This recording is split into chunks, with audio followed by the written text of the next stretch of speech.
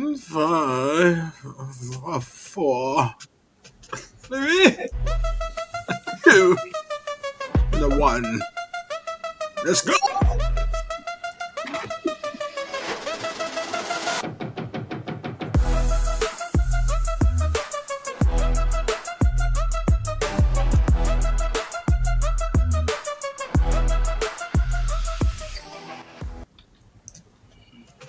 What up? What up? What up? How's my algorithm nation? Welcome to another, I guess, exciting. That's what's up podcast. We're gonna fake it till we make it, people. Come on now. All right, to my, I think no, that's yeah, to that side, yeah. Or my The other opposite side, host. sir. We got our big guy, our resident chimney in the house, Carnage, What up, though? and over wait, yeah, a little further that way. Over to the other right. Yeah, you're right. You're right. Yeah. We got Oh, the ever so jovial and bearded one, Thick Night, yeah, what's up?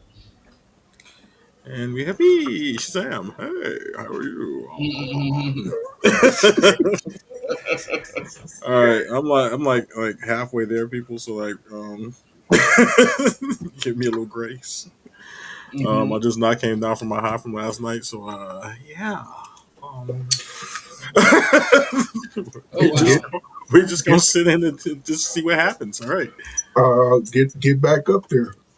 Oh no! I just Oh, I don't think landed. you want to do that. I just landed. I don't know what the hell was wrong with me. I don't know. Had Mhm. me a little Sit down. brandy on top of it. Like yeah. The room just stopped. So hi. So I don't know what's going on with everybody with their lives today. How's everybody doing? What's going on? What's special with everybody? Uh, you go ahead, Carnage. I'll keep it short and sweet. I'm good. Uh, Uh, I am. good. I'm good. Oh, go ahead. I was about to say good at what? Anyway, um, Oh, rolling up. well,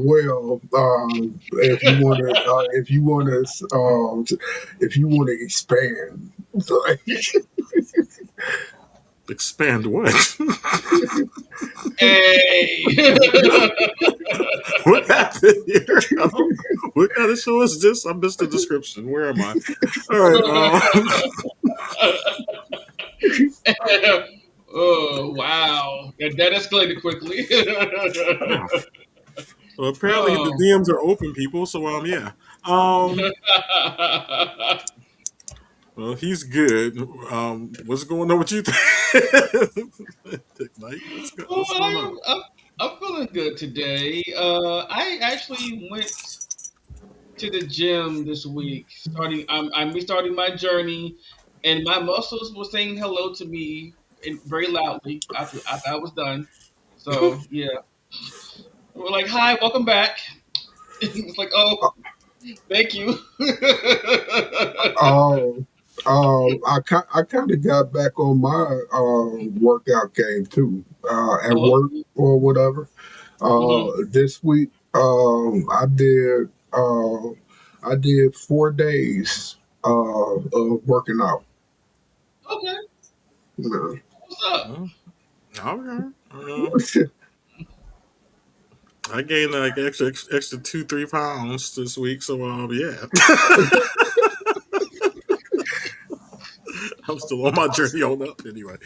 Right. Um, We could call it happy weight. no, it ain't no happy way. I'll tell you that. I'll tell you that right now. We can just put that to rest. Shit, happy going on right now.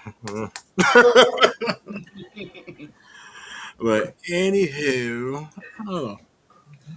Anybody got any like special topics you want to bring up or anything like that, or anything out of the um, ordinary that's been going on with you? um, Oh, that's what I forgot to do. Uh, What? Uh, we on a podcast. You got to say what now? so I was we okay. We did this like earlier this week. So we were watching like a clip of Brilliant Idiots with Charlemagne and what's his name, Andrew Schultz. Mm-hmm. I just deleted that off my phone. I can't bring up the video, but maybe I can play the audio. I can send it to you. Well, still should be still be in my phone. I just wanted to I was gonna play it on the podcast, but this kind of took me aback. Let me see. White people can't imagine about white people. Talk to me. Non-white people don't think white people see themselves as the underdogs ever. Ooh. So when you see white people getting excited for lose yourself, if you're positioning white people as the overdogs, yeah, right, not the underdogs, you're like, what is this connection to this?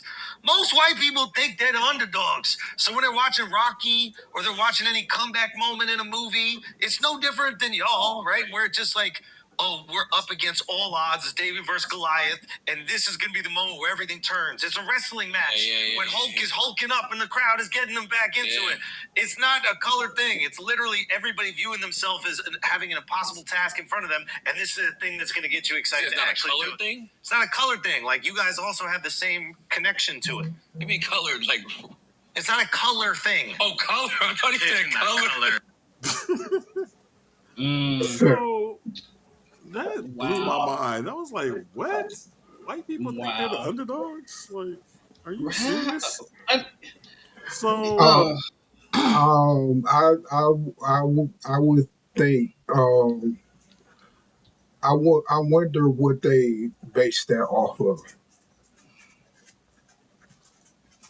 well, uh, I, I don't know. I don't So, me either. so it blew my mind so much that I just had to go, like, go ask a white guy. He's friends with a white guy. I know, I know, Uh, I know. But uh, it's just the way he said it. Like, I could yeah, ask a white guy. Like, yeah. Context. So I'm like, I hope you have some diverse friends out there. I'm like, I guess some of us may not, but yeah. but I have one that I kind of trust somewhat. So I sent him the clip, and I just had to get confirmation. I'm like, it looks like it's shared the screenshots. I'm not sure if I can see it, but it's right. But anyway, Hmm. so this is what he had to say. Pardon. You know, he said most white people I know who I do not like do I like most white people I know who I do not know to be liberal do feel they are the underdog. They've been trained to believe someone who's not white is coming for their job, their position in life, that someone has a one up on them, that someone is rigging things against them. It's not something openly talked about, but it's 100% there. Strangely enough, I've never thought about Lose Yourself in that sense. I've always thought that song was about prevailing in a specific moment, not overall life. And he said Trump is a perfect encapsulation of it. And I was like, damn. And he's like Reagan and his ilk did a bang up job on this country with shit like Welfare Queens, South Park episode. Throwbacks is a great example of it too. And I say, yeah, I still can't tell the masses to this day that white Americans and white women benefit from welfare and DEI more than us. And he was like, and he continued, the reason why non-liberal white people feel this way is a good discussion to be had. Most of them live in debt or have shitty jobs and attribute that to be held down by elites and people of color. In reality, the very people they vote for and are holding them down. And I was like, Mm. exactly. He said Republicans do such a good job of getting their voting base to vote against their own self-interest. It's their superpower. And I've said this before. I said they're a coven. They chant the same lines over and over until it manifests in belief. And he continued, yeah, got to get me a pickup truck, a boat, and some four wheelers. And now I have all these payments, and every month while gas and grocery prices are through the roof, my life sucks. Thanks, Obama. Thanks, Biden. Oh wow. I was like, wait, what? They can't really afford that shit. And I was like, damn, y'all. I always thought the Hicks were like nothing but like, niggas as well. Niggas as they call them famously.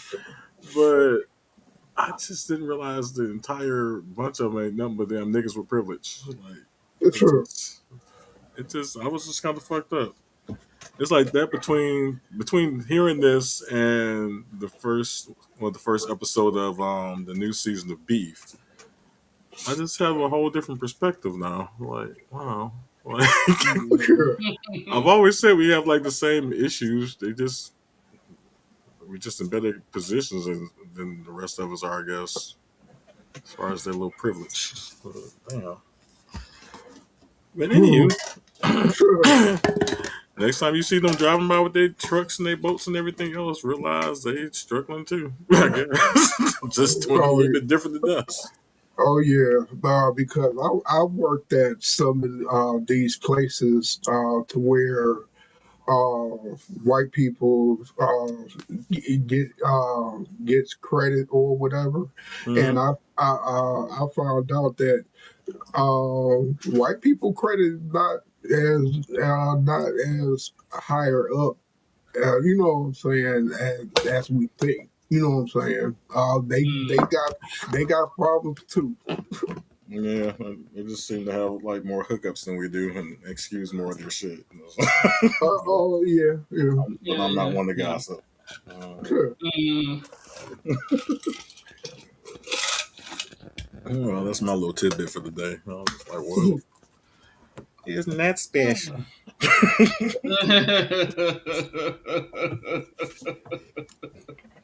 Oh boy. All right, so where do Oh we want to boy. go today? Um.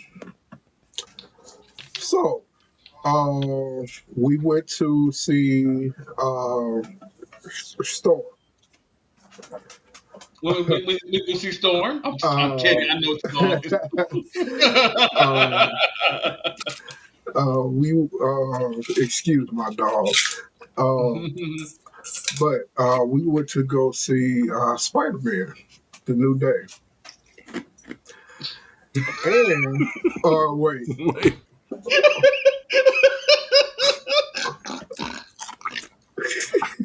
he's so adorable.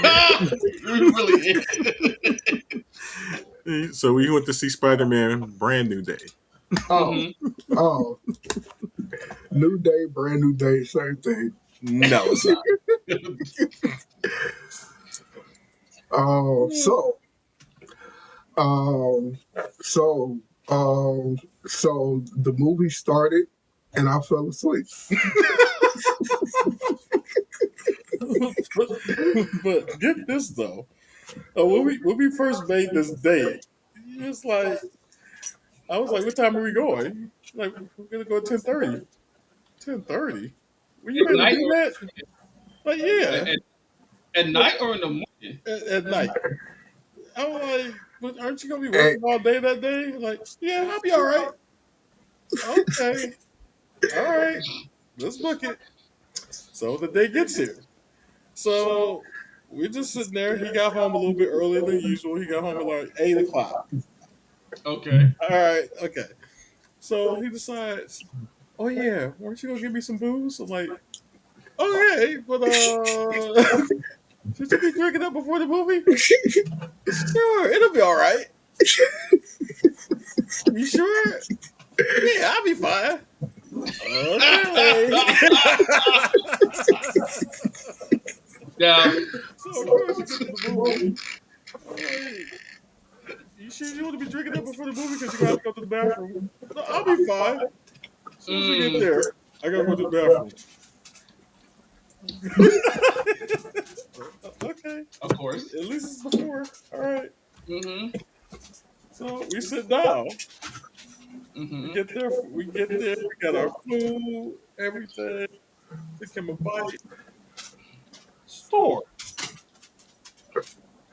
Anyway, took him a bite, and the credits start rolling. Here we go. We got the Marvel credits. I'm Look around. Mm-hmm. Right, he there. Look back. He's a little further over. Eyes still open though. I'm like, all right, let's get going. Little exercise. I look over. Uh-huh. Like, you got this one. You got this one. All right, all right. Now we in the full swing of things. Like, all right, here we go, here we go. Oh man, you got that. That's a.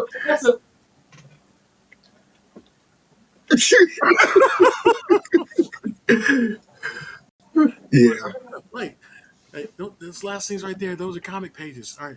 Oh, okay, okay, all right. Oh, he's back in the game. All right. So then we get some more action. Like, oh man, like he's in it. He's in it. He's in it. All right, all right, all right. And so I kind of bug out, right? So I'm just watching everything, eat my sandwich.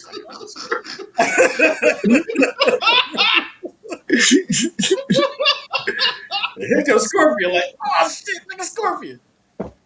Mm-hmm.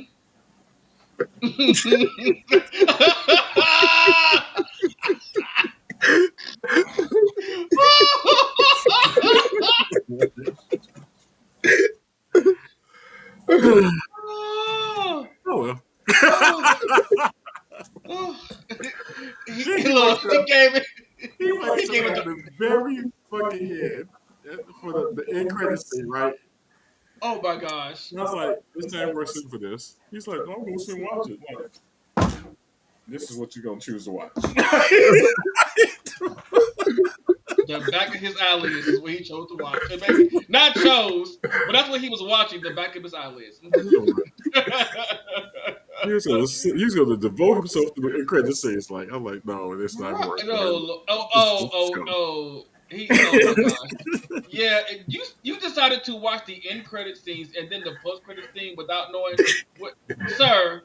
No, Yeah. we go. I'm like, We he go. literally saw the intro, the Marvel intro flip card, and the fucking cast and credits. That's all he saw. We're about to revoke your marble card here in a minute, Wait. sir. I saw the Marvel beginning credits, and Mm-hmm. I saw, hi, my name is Spider-Man. Mm-hmm.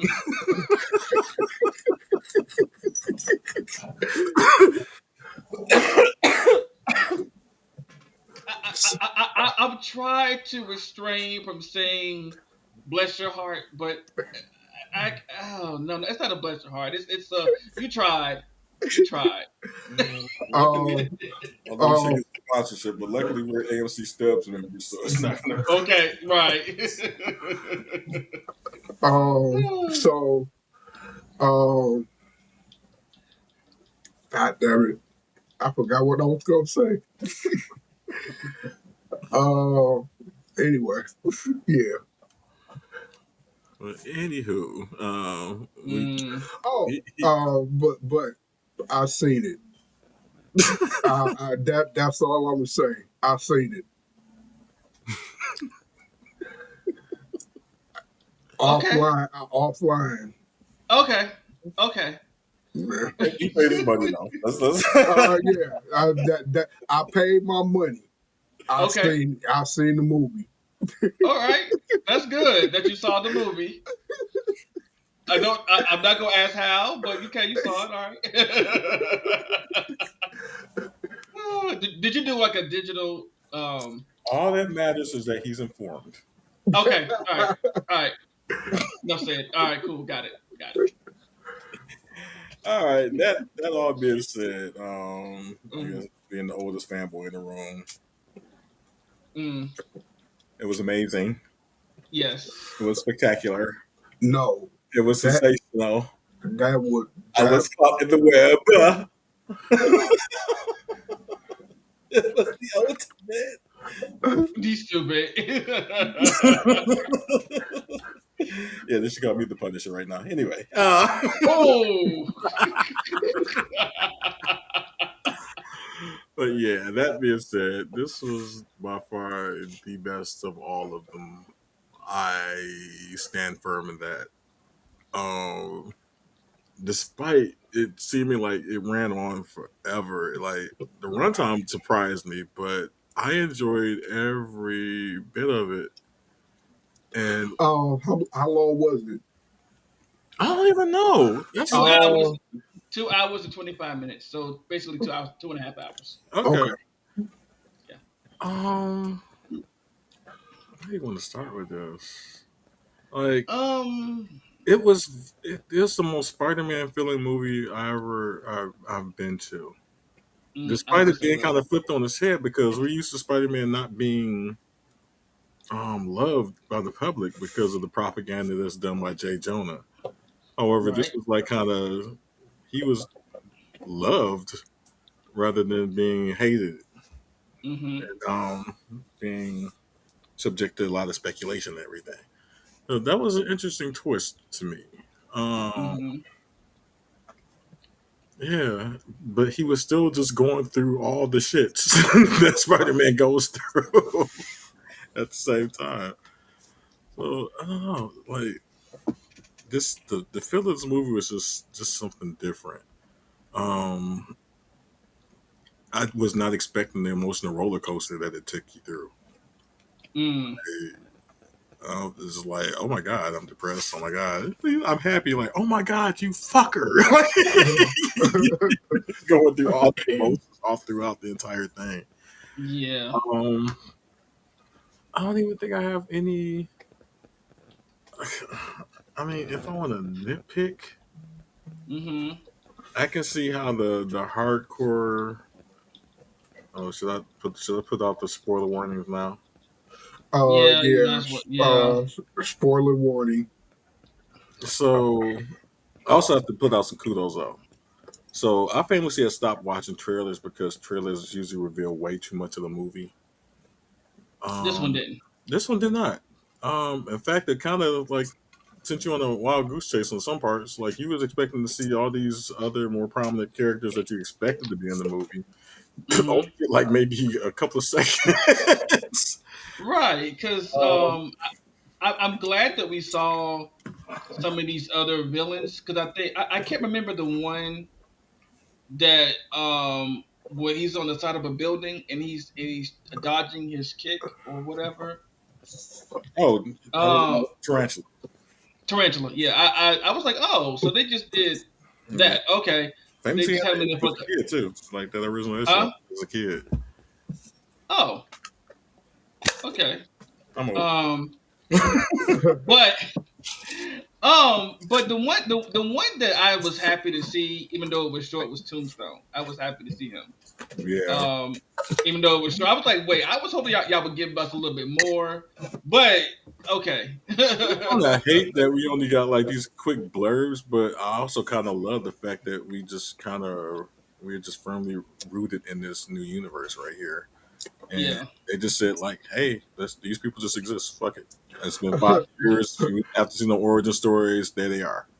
Mm-hmm. Um, and like I said, we had a lot of famous homages to different comic book covers that introduced a lot of these characters that we saw. Um, Mm-hmm. it might have been maybe just a teeny bit excessive.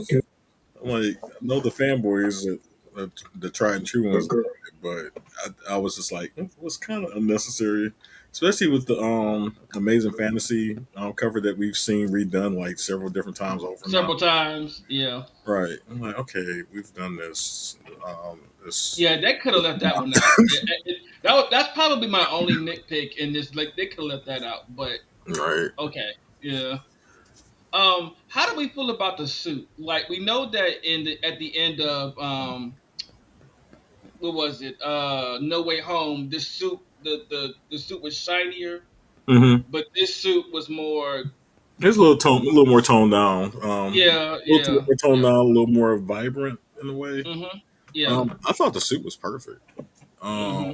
it was more. I love that it was more practical, and it wasn't done with all the AI slack that just kind of looked weird. It looked acceptable, Mm, but just kind of looked weird. mm-hmm. Um, I don't know. This is like the most almost comic accurate version of that suit that we've gotten. I want to say that maybe Amazing Spider-Man 2 might have been maybe more so. Mm-hmm. It's dead on, but as Even far though as even though with Amazing Spider-Man, the suit they showed in the trailer was not the suit we got in the movie. yeah, But I know people missed that, but I'm like, wait, this isn't the suit they said we were gonna Yeah, but as far as get. yeah, because I think they changed the goggles and stuff on it, right? And the gloves, yeah. Yeah, but as far as the texture of the suit, this seemed like almost dead on, and Hmm. it just looked great in movement. And let's talk about those swinging scenes. Like Oh man, the they were swinging great. scenes were just the bomb. Like I almost wish I seen them Yeah. in IMAX because of those damn scenes. Right. Um, Um, have any of you? Okay, I don't know if Shazam. I think Carnage has, but has either of you ever played the games, like the Spider-Man games from Insomniac, like the new ones yes, that came out? Okay, so I was getting a lot of that feel with the swings.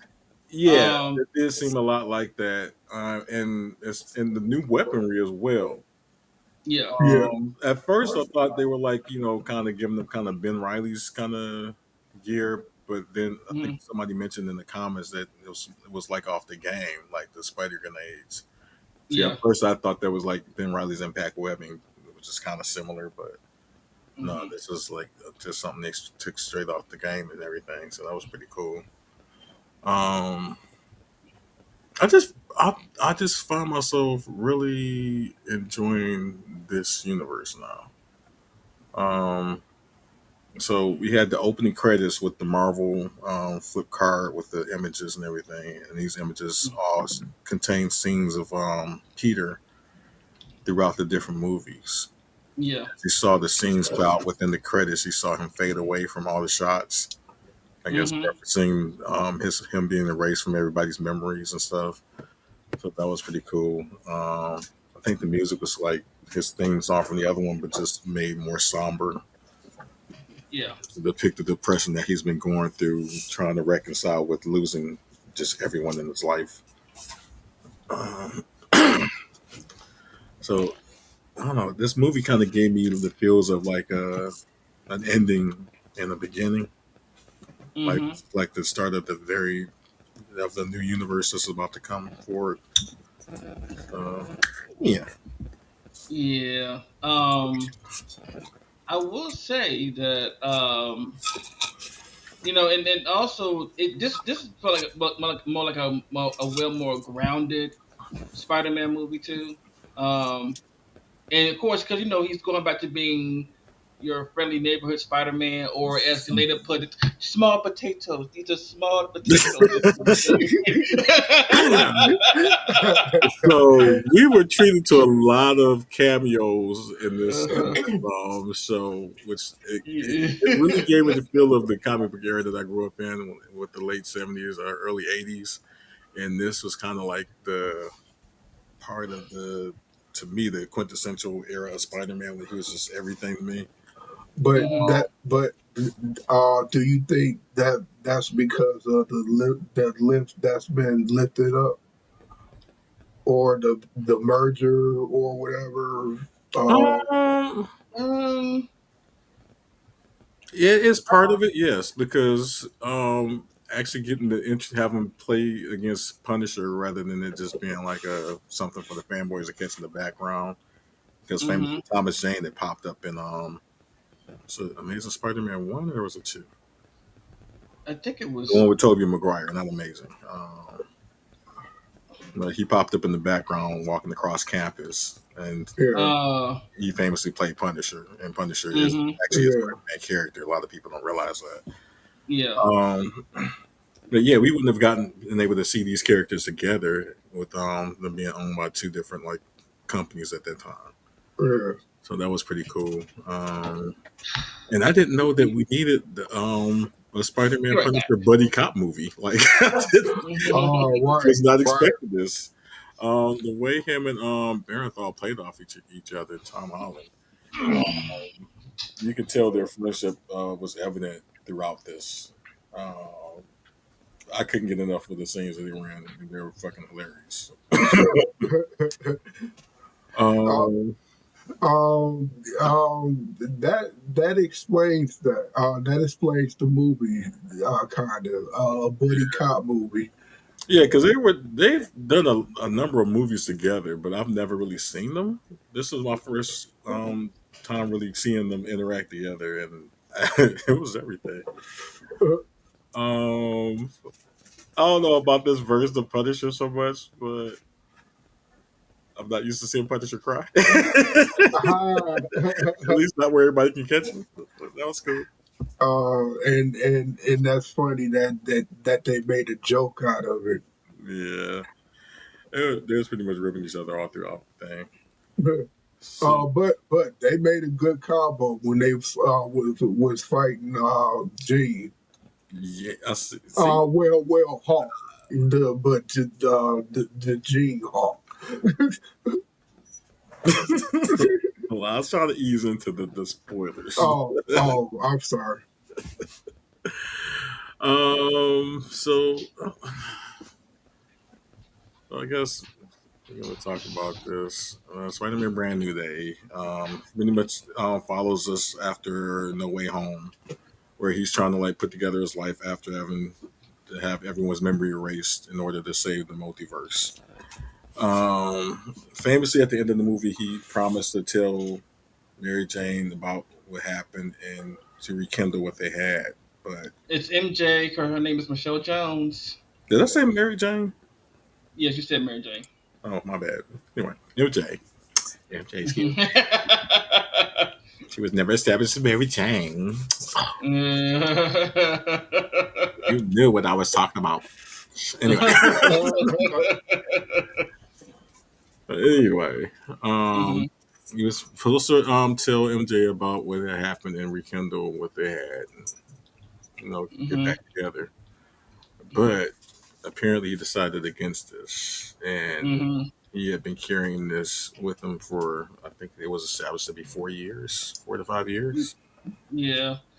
And the reason why he decided not to tell them at the end of No Way Home is because Aunt May, he felt because he did the whole it's safer to keep them out of it and then to tell them because he didn't want them to die and stuff like that. Like Right. May did, and a lot of heroes do that. He's not the first one that decides not to tell someone something because it keeps them safe. Well, they feel it keeps them safe. They make the decision for them. You know. You know, Wait. So if y'all was placed in that situation, you could save the world, but can't nobody remember you. Would you do it? yeah. Yeah. I don't know. Like the world is about to have an incursion, so it's kind of like what are you gonna do? So you're gonna sacrifice the world just so people can remember you? I guess I would go. I guess I would go in the right way, but I would give, I He would was give, tested. yeah, yeah. You would do what? I would contest it, but I would say, okay. Well, you know what? If I'm pretty sure that if he had the time, he would have had him go back and alter the spell like he was trying to do at first, but he didn't have time. It was like it was happening. It's like, oh shit. Well, don't have time to really alter the spell like we want to. So, you know. Uh, Yeah, but yes, but I don't know. Mm-hmm. continue. Because of this, it put him through a lot of emotional distress and trauma, Mm-hmm. which in turn kind of like spurred on the enhancement of his mutation. Mm-hmm. So you see him throughout the movie dealing with the rigors of his ever evolving Mm-hmm. powers and body chemistry. So what Right. what what made that happen? Just because I knew that was happening, but I didn't know what made it happen. Yeah, it's pretty much He the was emotional trauma of him dealing with the losses that he's been going through. Pretty much. and him denying Okay. yeah, and him denying himself because it's another trope that a lot of heroes have fell into, where they decide to only be like Batman does it every day. He's like, well, Batman is who I am. Bruce Wayne is the mask. Pretty Oh, much the whole. I think a lot of okay, if you ever seen the cartoon Ben 10, yeah. there is a future where Ben is he's in his alien forms all the time. He never goes back to actually being Ben because he's like, well, being a hero is too important, so I have to always be in an alien form just in case the world's in danger. Like it's also an identity thing where something happened. They decide that well, I don't need to be my other stuff. I don't need to be Peter Parker, or I don't need to be Ben. I just need to be Spider Man, or I just need to be an alien all the time because shit happens. Oh, so Or that's where he was going. So okay, yeah, so the the, yeah. the go to that point. What, Hmm. what I dredged from what he was trying to do out of this thing is that he kind of took May's advice wrong that she Yeah. gave him at the end of the No Way Home. Yeah. So he felt like he could either be Spider Man or it could be Peter Parker. Mm, But yeah. since he had these powers, he had to be responsible, so he had to just be Spider Man. And so he devoted Yeah. just his time just to being a crime fighter and doing that rather than having any kind of real life of his own. Hmm. So the stress of doing that is just kind of what spurred on this mutation. And another Yeah. thing I took from that as well, like if you're a X-Men, I guess big fanboy or whatever, you know that a lot of emotional trauma is what spurs on mutations. And this is Yeah. kind of what was happening to him. His mutations were being spurred on because of his emotional trauma. Hmm. Trying to Yeah. like, It's oh, I didn't know because all it's like that. it's You learn something new every day. I was today's Mm. years old. um. But yeah, because what was I about to say? The God, I forgot my thought that fast. I'm turning into Carnage. See, it's not just me. Oh, Aphasia contagious now. Your screen touched my screen. Now I got it. Oh, dang.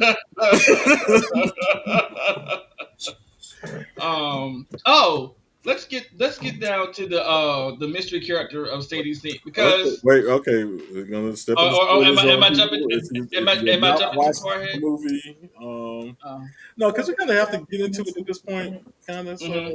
we can still Yeah. slow pedal into it to the reveal. Hmm. But yeah, so we're about to step into spoilers, people. If you've not watched it, I'm sorry. Just Okay. just come back later. I did the spoiler warning earlier, so we good. All right, all right, all Hmm. right. So now the trailer, like I said, the trailer was done very well. We did get the gist that somebody was possibly like body jumping into people. Hmm. So we discovered it was almost seemed like what was that movie? With the Fallen or something like that. I can't remember the name of the movie. Where This it was kind of like a demon TV. like jumping into different people's bodies and stuff. Oh, And Ricochet with Denzel Washington. Is was it it? Ricochet? I don't think it was. Yeah. I don't think it was No, that movie though. No, it was. Because that's what happened in that Who's movie. Roseanne's husband? He was in that movie that I'm thinking about. Dan Aykroyd. I mean, not Dan Aykroyd, but Tom Arnold. Tom Arnold. No, not Her, Tom Arnold. her ex husband, or the one she No, played, or the one on no, the one that TV. played on TV. Damn it. Roseanne. His name is John Goodman. Yeah, John Goodman was in the movie. It's Yeah, Fallen. That was right. oh, it's Fallen. Okay. Yeah, so it was Oh. kind of similar to like Fallen, except there was no touch involved. You like kind of got the gist of there was somebody jumping bodies and taking control of people, um, to have them do their deed, and we quickly discovered that the person was trying to break into damage control, which has Mm-hmm. become like like I think we've seen in Wonder Man. If you've seen the Wonder Man series, they're pretty much going around policing superpowered beings and their activities and things, and trying to like take up all the things they've left behind as far as technology and everything else and repurpose it to further in policing the superhuman community. Mm-hmm. So this person's been trying to break into damage control over and over again. Peter famously finally confronts the person, thinks he has them like cordoned off and they can't get away, and they do. But before that, the person tried to break into his mind, and he was able to push them out. Um, uh, a couple of encounters later, he finally gets to see her face. Well, the person's face, and Hmm. he looks up the person, finds out that this person, through the help of Black Widow, is named Jean Grey. Yep. Wait. So he didn't find out when he turned that camera tracker on in his Yes. thing. Yeah, so he Yeah. has tracking devices all over the town, and he is Mm-hmm. hacked into the cameras in the city, and Mm-hmm. he got some oh god, facial recognition on the person, and he was able to cross reference the records and everything, and find out that the person's name was Jean Grey. Yeah. Um, he's famously led on a wild goose chase by damage control, who doesn't seem to want to tell him any information about the person. They're Nope. pretty much playing like they don't know anything. Yeah, we don't know who that is. We don't know her. We don't know her. And so there's pretty much a back and forth of him trying to catch this person who's steadily just causing chaos across the city. In the meanwhile, he's still trying to deal with his constantly mutating powers and things that he's Hmm. having issues with, having headaches, and then I guess overnight cocooning himself. And so what he famously realizes that he's developed organic web shooters Yeah. with a lot of premature misfires here and there. He had to learn how to he had to learn how to shoot it. Yeah, he had to learn how to adjust his new mutation, sir. He had to learn how to bust off. You know what? Wow. The first one was a doozy. Right. Wait. He had to learn how to blow his load. Well, shoot. And at first it was too much. He was like, wait, this is too strong. I got And then he tried to put the web shooters on, and he's like, what's her name? Her name Evie. I think this is his AI. It was like, those are not compatible with organic webbing. Wait. So I was like, uh, maybe uh, well into the movie, and when he had MJ and he was swinging and he was saying, "Well, stop. Right? Well, stop." I Yeah. was like, "Oh, he say stop because if he don't say stop, it'll keep going." Or he might swing into something he ain't supposed to. Right. No, he was trying to give himself a command in order to focus on how to stop the women. Hmm. This is a focusing device. Yeah. Come on, magicians, you know what I'm talking about. Anyway, but yeah, that was pretty cute. Yeah. So I don't want to give away too much shit though. Right. But um, But this Jean Grey well, was a motherfucker though. she was. Oh, So And this is the part where might feel like some fans might have some issues because mm, this is a portrayal of Jean Grey that we've never gotten before. no. She was very savvy, very vindictive, Hmm. and very negligent in caring about anybody else than what she wanted. So it was very interesting to see Jean portrayed that way.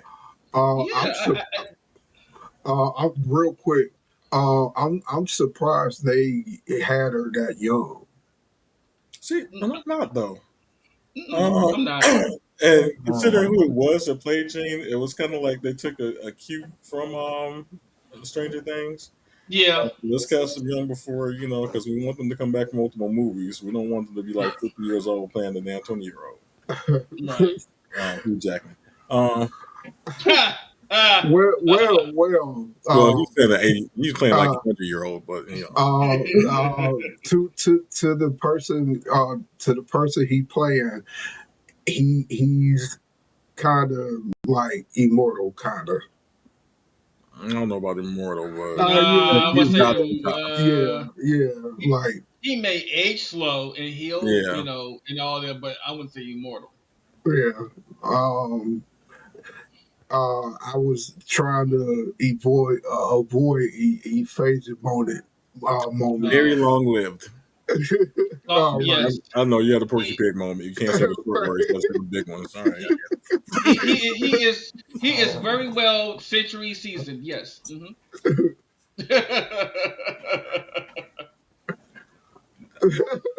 That place we gives all me. we It's like you said century season. I'm just like, no, okay, well, not well, maybe not centuries, not but five. Anyway.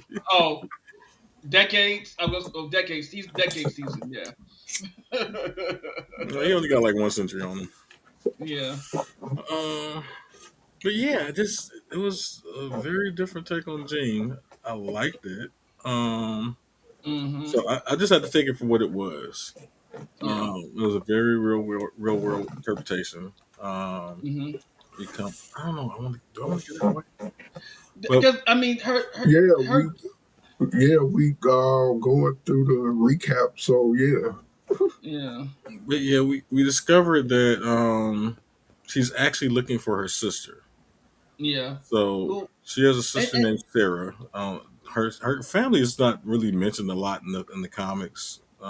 She kind hmm of parted ways with them for her to go to Xavier to get training in her powers. Yeah.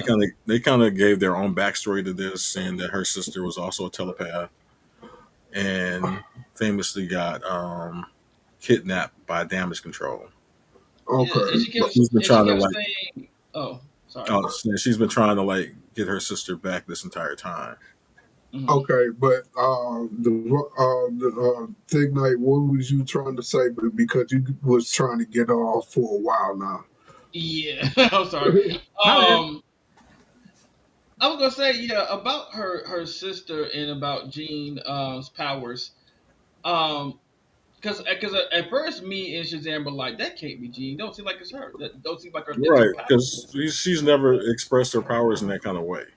Right. But it's not too far off to say because I mean she is a telepath, so it's like okay, this makes sense because she is a telepath, and sometimes telepaths can mind control people if their training still strong enough.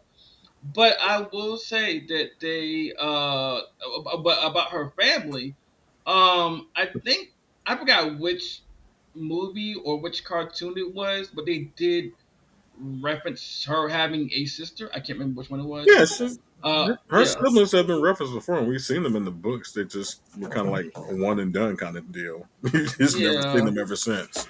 But I have never known for her any of other of her other family members to be Yeah, special because they kept saying we're special, we have gifts, and I'm like, oh, so many X-Men references, we have gifts, we're special, you know, so yeah, this was without like saying mutant. this was like solely for this universe. This was something brand new, Yeah, completely. yeah, But it still worked as a vehicle for what we're dealing with. Like yeah. it's just like in the comics, we don't ever see any of her siblings ever again. So Yeah, this might be her only time, and I hope not because she was powerful. I mean, when she got where she needed to be at power wise, I mean, the girl was like, I was like, damn, Gene.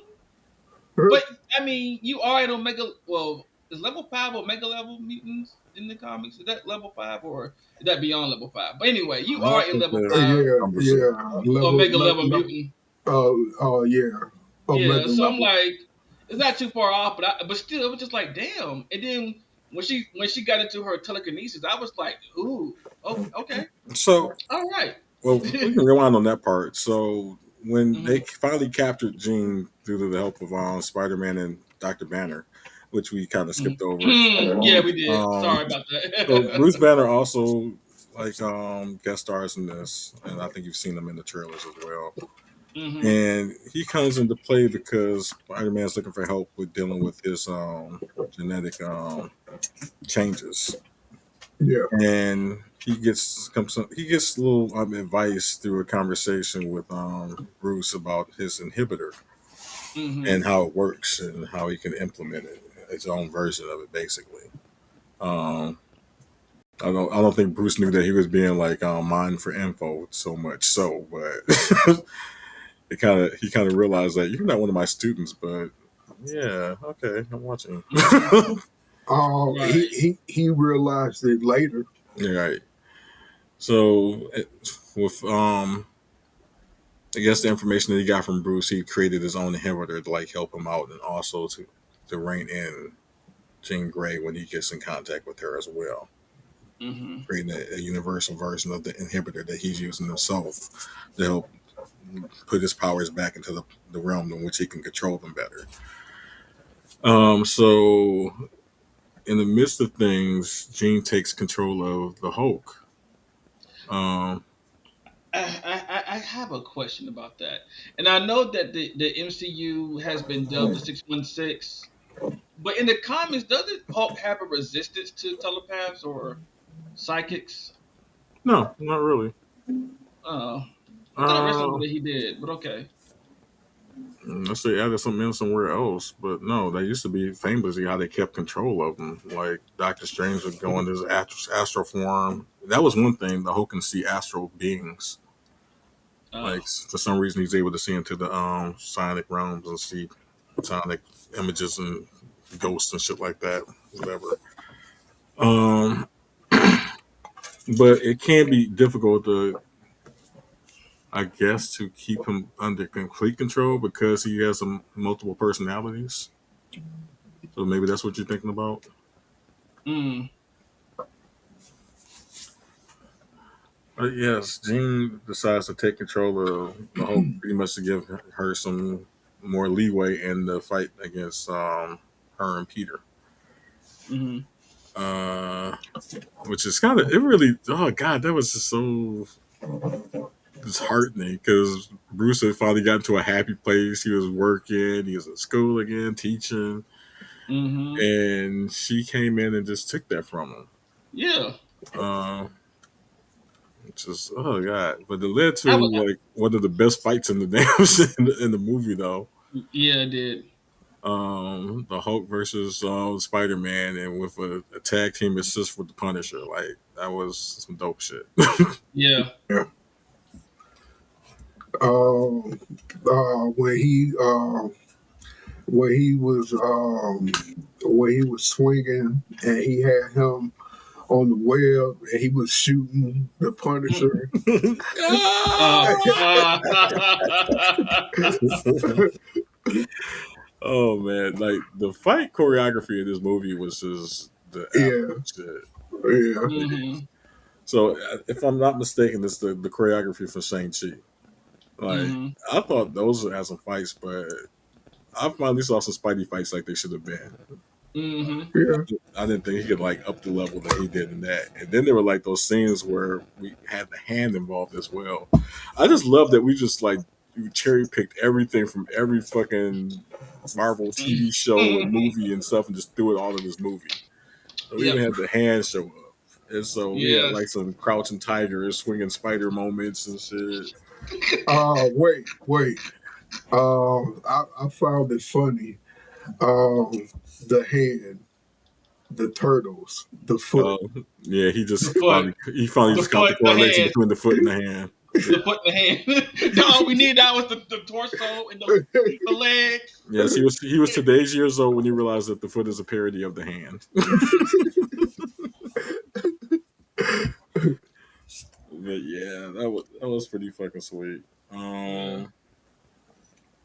Where to go from there? So so that's where I was going. So after she winds up being captured with the help of Spider Man's device that he put on her,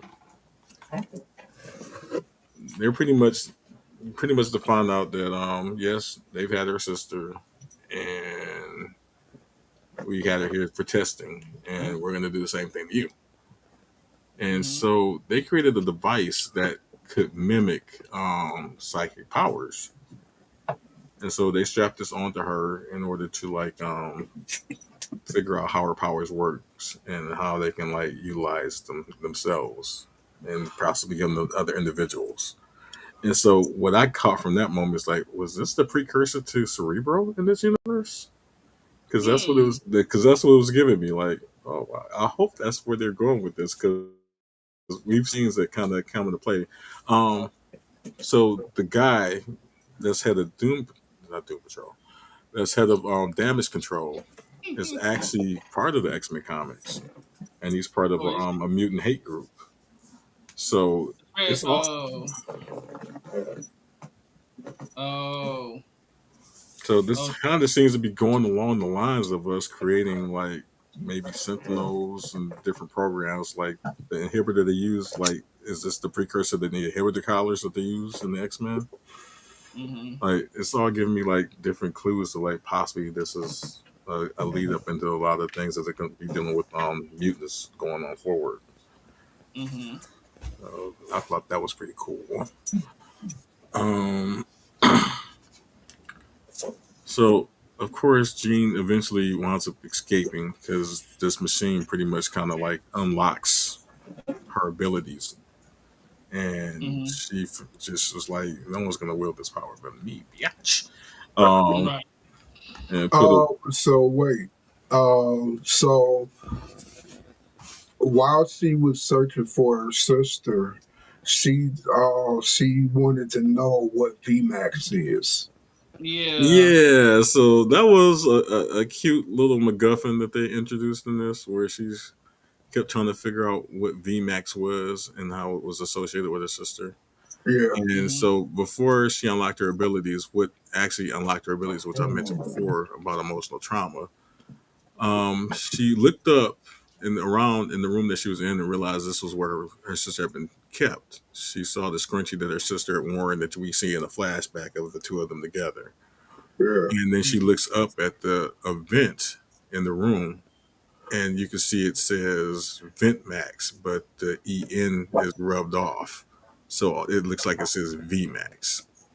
And Yeah. then she realizes this was a place her sister was, and that's the last thing she saw before she died, Mm. Yeah. which set her Yeah, off and which caused her powers to like burst bro. forward and break free of the machine and take control of everything else and everyone around her in the Yeah. 200 mile circumference, something like that. It was Yeah, that's pretty wide. Yeah. a wide radius of people that she it wound up getting froze on a psionic wave.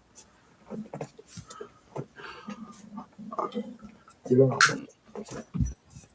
So, Um. hmm? Um. Did she burst? Did she burst the glass open before she got to the dude that said I can't let you do that. uh, Um. no, she burst the glass after that, after she took control of the person that was running the experiment on her. Okay. Yeah. Yeah. Okay. Uh, that was pretty cool, and it kind of reused the same kind of effect that we've seen with Sue Storm when she uses her invisibility. So I'm guessing this is like I guess the standard effect we're going to get for anything that we're not supposed to be able to see. Hmm. Oh, yeah. Oh, of course. Wait. So why could Spider-Man see when Jean jumped to another person? So he can't see per se, but he could sense it. Like he has like this danger sense. It's what you call a spider sense. And so Oh. he could sense when he was being in trouble from another direction. It's like wait, that's not what's going on. So that's all that was. Uh,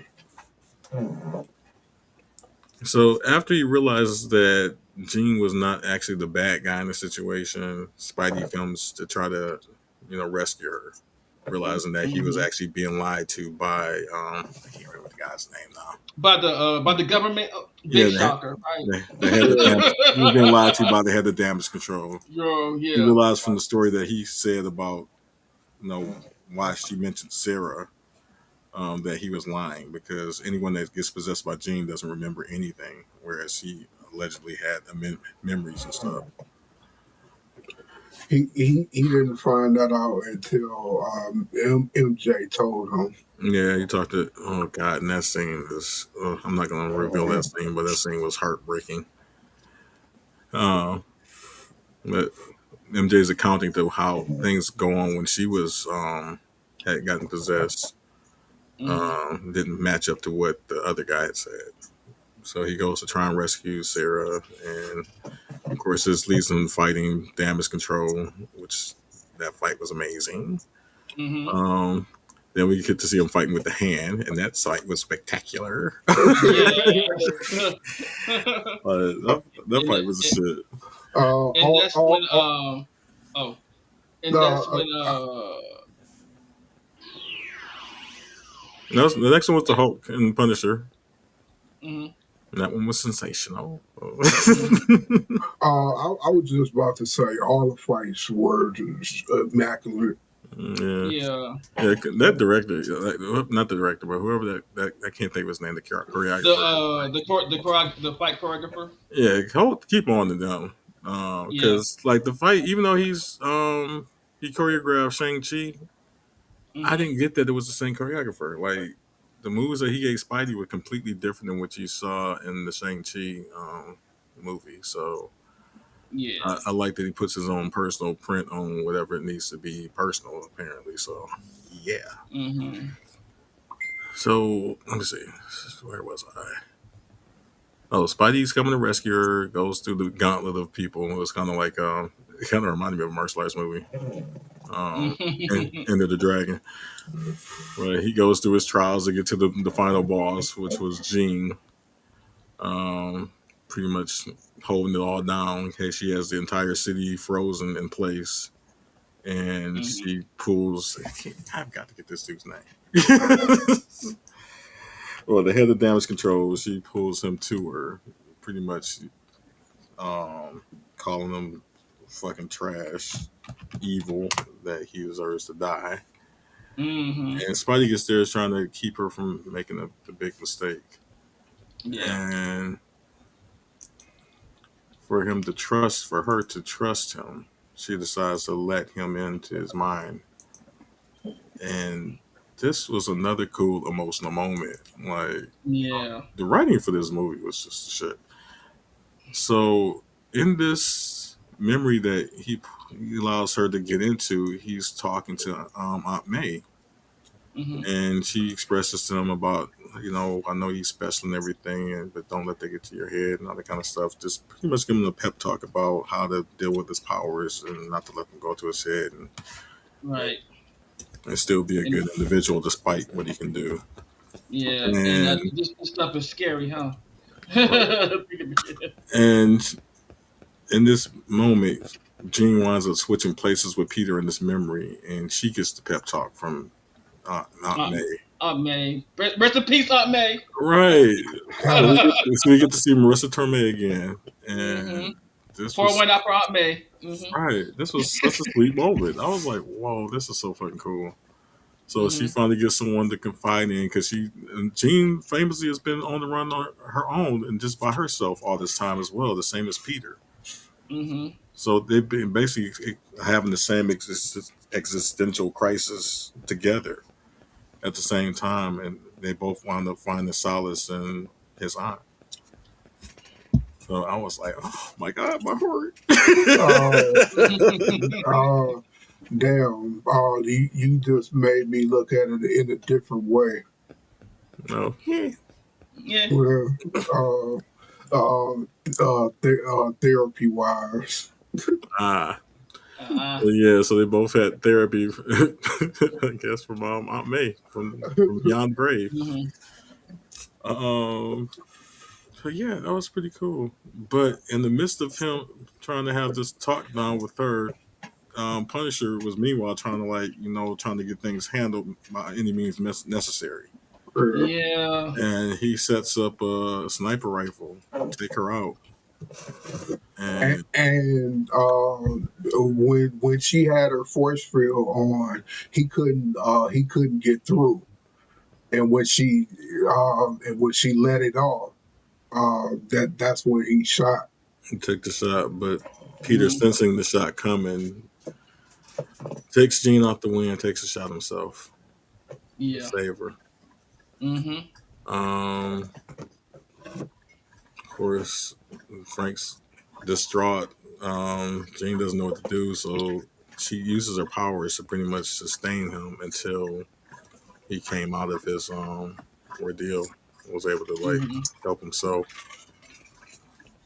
And so this is where we also get the scene of the Punisher in the hospital with Peter trying to keep him And, safe and everything. yeah, and trying to keep his identity safe. Right. So there is somebody who now. Well, it's funny how somebody was like, "Well, what was the point of the spell if he's just going to tell people who he is, or he's going to reveal?" I was like, no, he didn't reveal that he was Spider Man. People just a few people found out by accident or by other means that he was Spider Man. Because now Frank knows, MJ knows, Jean knows, and Ned knows at the end. But we'll get to that. Yeah, I can't. I have to go back to the movie, but there was something about the knowledge of it that was causing the incursions and everything as Mhm. well, and people from other worlds were bleeding into theirs. Yeah. So they just figured Spider-Man existed, and all these issues would go away. Hmm. But yeah, so yeah, they have their little banter in the hospital room. And Frank was crying. Why Yeah. was Frank?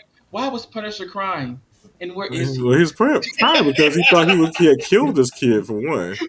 No, I was doing the Deadpool thing. Like, where's Thor? And why was he crying? I was just doing that. Yeah, wearing his gene pool outfit. But yeah, because and people like, you were crying. No, I wasn't crying. Like, yes, you were. But then he had a good way of getting him out the hospital where he's like, Peter goes outside and Mary goes, look, there's Spider Man, and it's Frank in the window with the mask going, yeah, doing fist bumps and everything. uh, and they Hilarious. switched to the camera that Hmm. was in the room with him, and he was Yeah, yeah. I It was was done. horrible. I was so done. I was like, oh. Yeah, it's not the Punisher that we're used to, but I Yeah. dug him. So I've come to really enjoy this universe now. Like I can't wait to see where we go from here. Actually, Yeah. um, I I think that that was the thing on the whole. This movie not how it's was in the picture in the comic books or whatever, and I think now it will be like that. no, well, it's a remix. I mean Damn. that's just what you got to expect. Because it's not easy to, I guess, go from one genre to another one as far as comics to live action. So there's gonna have to be some edits here and there, things you have to compromise on. But I think they've done what I hate that we not gotten all the time. They kept to the spirit of this character. Like this is the most Spider-Man movie I've ever seen. Before this, it might have been like the very first one or the second one with Tobey Maguire. But this is hands down the best of all of them. Um, the writing is solid across the board. Even with using the trope to even further the story along, it was still done well enough to be like, all right, I see what you did here. Like, okay, and I hate that we still doing. Okay, I found something. To hate. I hate that we're still doing the heroes as the villains angle, but I still can't hate on it too bad because this was just done so well. Mhm. The acting, weaving in all the emotional plot lines, the story in which the main antagonists you can empathize with each other for the final conclusion that we got to. Um, it was just great. The the character development between Zendaya and Tom Holland's characters, Yeah, or and undevelopment per se. yeah, and even when the scene where Jean possessed MJ was like, wow. I was just like, damn, Jean was cold. Jean Yeah, was cold. I didn't want to say too much about that because I don't want that Yeah, to be a good reveal for everybody else. But yeah. I caught it So Uh, immediately though. As soon as we got to the scene, I was like, I don't trust like, yeah. And when I was watching it, uh, I was at that part, and I was like, why don't he say anything or whatever? Because but and Cole was he was being quiet, and I was in my mind I was like, why isn't he saying nothing? oh But shit! The first time I saw it, I was like in tears, like, oh my god! I was like, wait a second, wait, hold on, hold on. something ain't right. Yeah, this is too. It's too. Like my cold senses were tingling. I'm like, no. Mm. all right. Mm. Yeah, so I guess we could talk about the end credit scene that. Oh my god.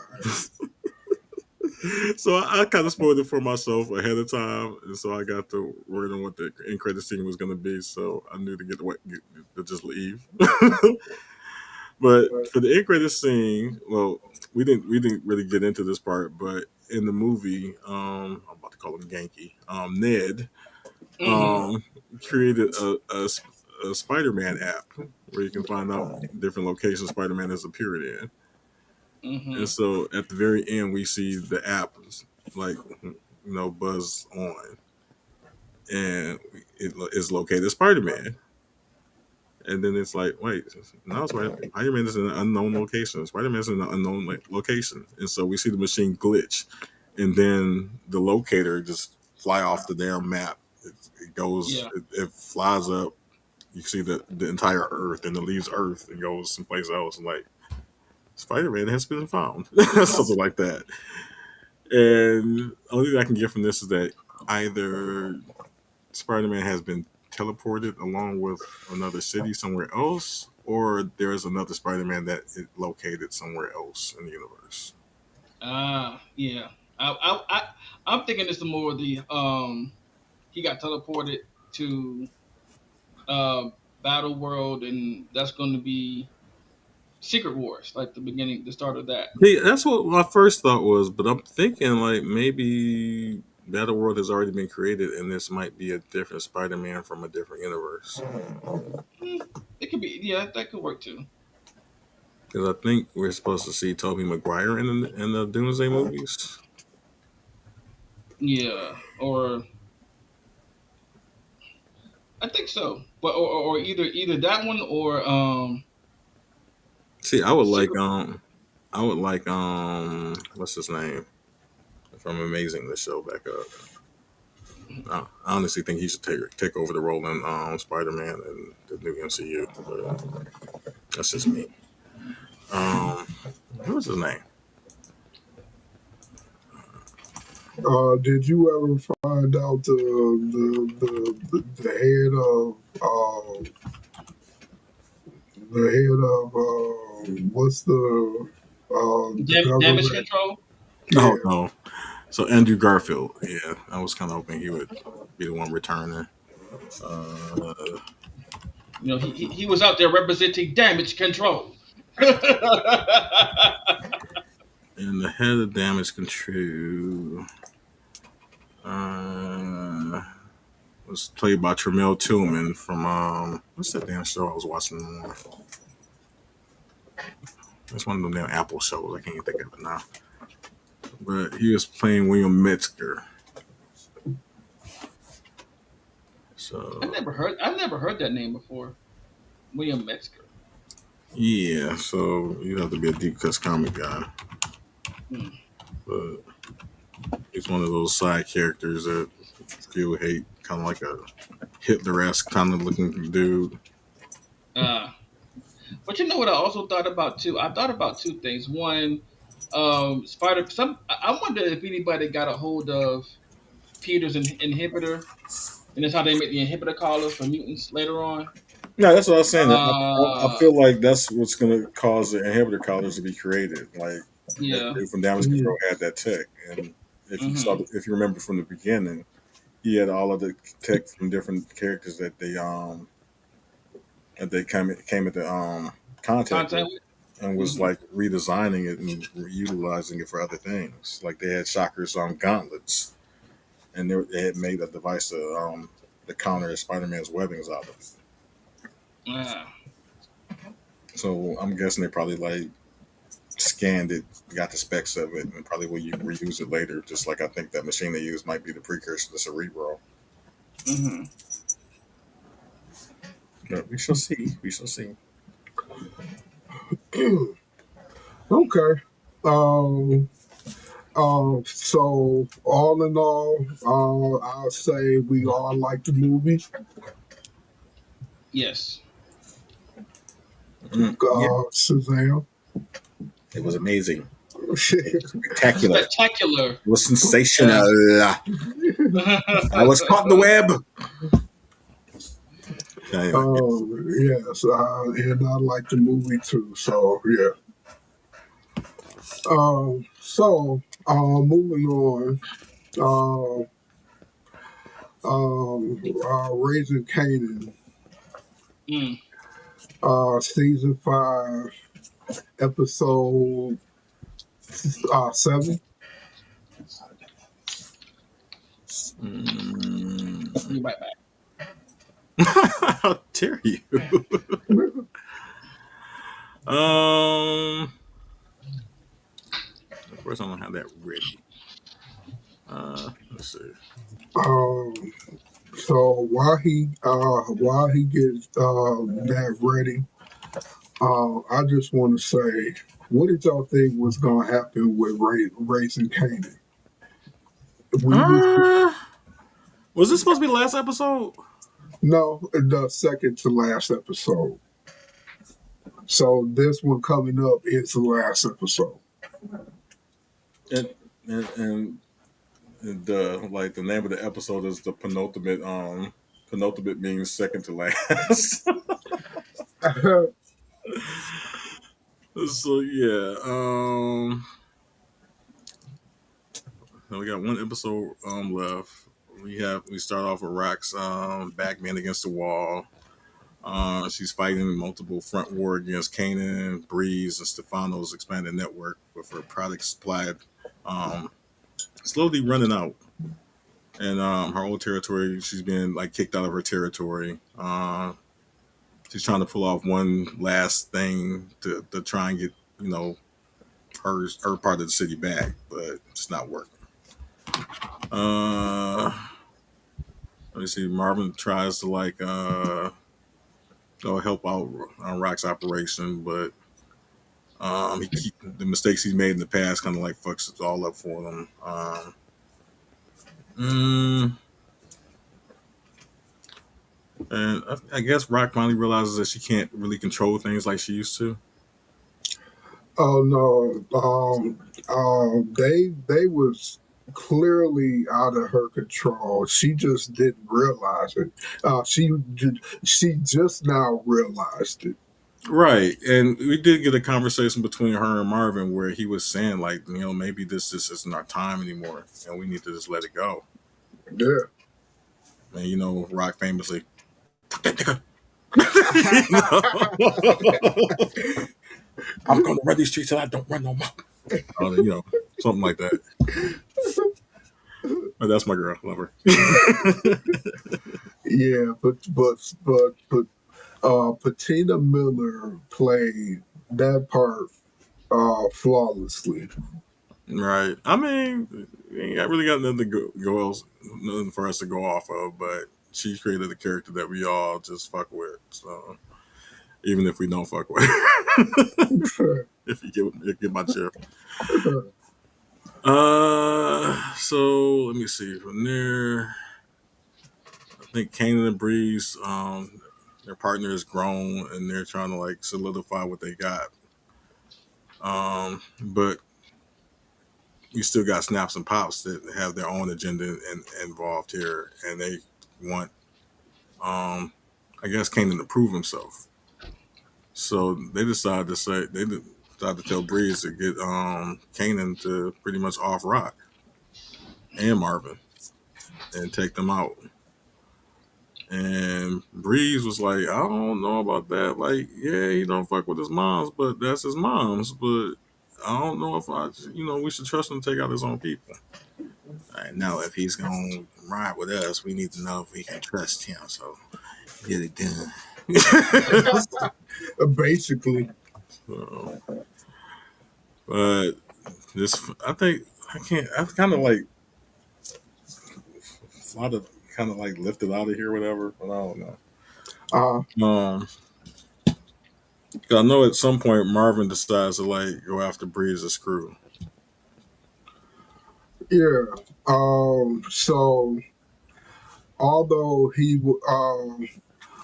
so it was a conversation that Rock had when she told him to go after Breeze's crew or whatever, and he was like, she was like, if anybody if anybody can get it or whatever, she was like, cool. And if Kanan there, he could get it too. And Rock paused. And Marvin was like, "See, that's your problem. You trying to kill everybody else kid, but you But don't." go on, right? Right, I'm like, that's valid. right. Damn, so I.e. the name of the name of the show, Raising Canaan. mm, But yeah, he said you want to, and Rock said, "Oh, you want to kill your nephew? Is that what you want to do?" He was like, "I don't want to be in this shit, in this shit, period. But I'm in too deep, so I'll go where you tell me to go." That was his that was his mistake right there. He should have said, "You know what? You go shoot them." Yeah. So he went to he went so um so we went to Canaan and he met with Snaps and Pop and he confronted them about killing Famous and they clearly denied it or whatever, and they tried to flip it on him or whatever, and they said, um, and um, with the things that you accusing us of, how can I know that you down with us? You know what I'm saying? And he said some Canaan shit or whatever. so you kind of skipped a little bit. So um, Breeze did go to Canaan, as you said, to tell him what they would like for him to do, and that he doesn't have to do this himself. Yeah, Like, Breeze offered to actually kill his mother for him. yeah, You're like, fine. They're like, but what's this all about? This ain't necessarily really stop their business. But Breeze reiterated they're trying to figure out if they can trust you. And Kanan was like, I don't know why they can't trust me because I know that they killed my best friend and I ain't did nothing yet. So if they can't trust me now, But he kind of just found that out. yeah, he just found that out. But Breeze didn't know how long he knew, Yeah, so yeah, he was posturing. yeah. Yeah, um, I think what Kanan does confront Snaps and Pops himself though, right later on. Yeah, yeah. And that's where you're at right here, where it says, "Well, what you accuse me of? How can we actually trust you?" Yeah. And he's pretty much like, "Fine," and so he goes off to take out Marvin. Um,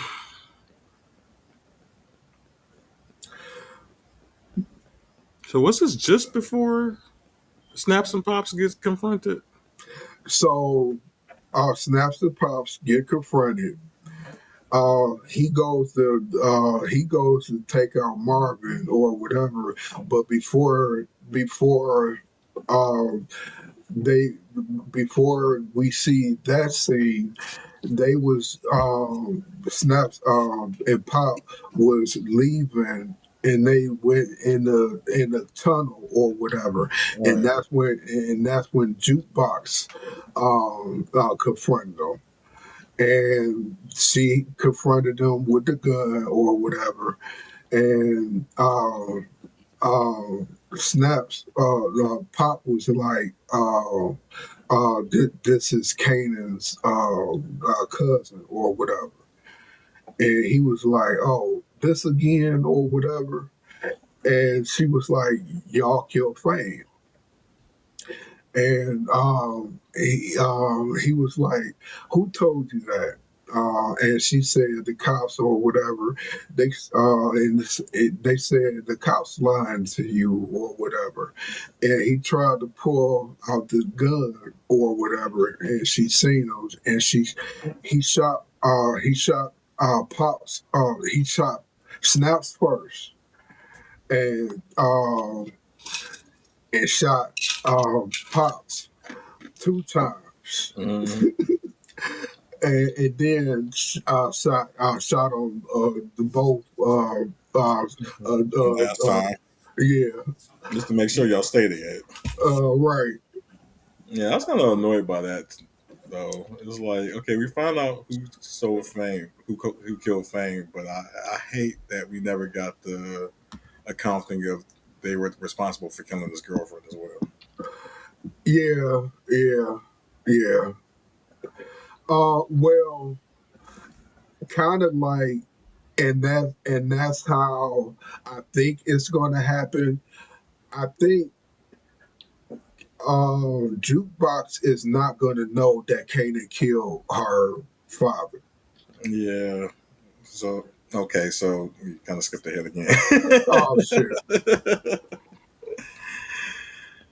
So yeah, Marvin goes off to handle Breeze. He pretty much finds himself outnumbered, and Young Cass is pretty much like comes out on top, at least Breeze does. Breeze ended up being the last one standing. Like, this all you got, nigga? So Marvin, I guess, feeling aware about everything, decides to go to church and just get some stuff off his chest. And Pastor leaves him be, and Kanan confronts Marvin in church. Wait, not before he confront. Well, not before he met with the pastor and told the pastor to give this. If anything Oh happens yeah, to him, if anything happens to him, give this case to my daughter. yeah. So like Marvin kind of knew. So Kanan confronts Marvin in the church. They have an exchange. Marvin pretty much reads him the riot act and tells him the truth about himself. Like, you always trying to blame your mother about everything when this has always been you. Right. um, but I guess Kanan decides, well, fuck y'all and fuck everything else, and this is how things are, and just takes Marvin out. Mm. Uh, and, and they did the killing in slow motion and Yeah, it was like everything. it was the total Godfather saying like, "Must we? Okay, it's artsy. Oh, let's rewind it. Oh, okay. I guess he uh, really is dead. Dead. Okay. look,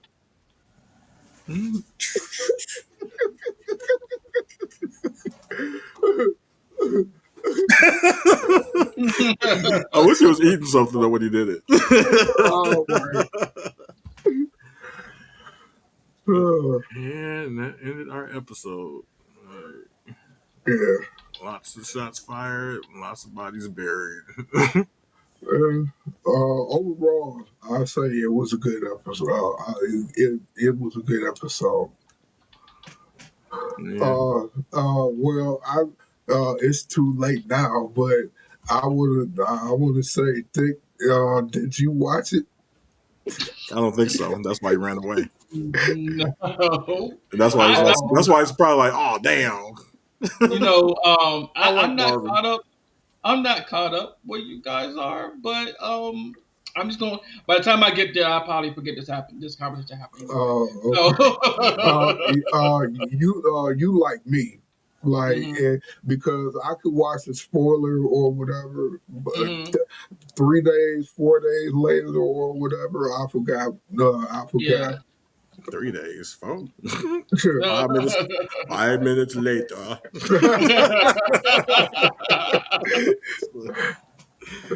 Oh man. All right, and that was raising Kanan. Who do you think Rock is actually shooting at in the end? Because I think it's Stefano. uh, yeah, I so I thought that was Flossie, but yeah, I think that's the final. Because it was somebody white You sure? or white looking, or you know what I'm saying. So that could have been Stefano. Okay. So you want to do squared up? Well, I guess we can. All right, so yeah, we start off with Monday Night Raw. We decided to have us a win with Brock Lesnar and Obafemi. Like, I don't. Can we stop with these? Right. Yeah. These, I The get so sick of these damn titles, these contract signings and weigh-ins Just and going shit. wrong. I'm just like, Like, wait, can we? I can see it was like a standard regular practice, but it's just random bullshit that is throw at us. Yeah, Like, let's it's not. become comical and sad at the same time. But anyway, Mm, yeah. so we have Oba, and for whatever reason in the ring with the steel cage and everything, doing his hmm weigh-in. He comes in at like what was it, two, two 302 pounds. 302 pounds. Mm, Yeah. Um, yeah. so of course Brock declines to come into the cage to weigh in and just locks Obafemi in the cage. Mm. But Whereas, that cage did. Yeah, that cage didn't mean yeah, shit to him. and Heyman decides it's like Brock did his weigh in earlier and he weighs in 303 pounds. Wow, a pound difference. All right. Oba had to get in the last word saying that, when we finally get in here, you're going to be locked in here with me, not the other way around. Wait, 303 pounds. Mhm.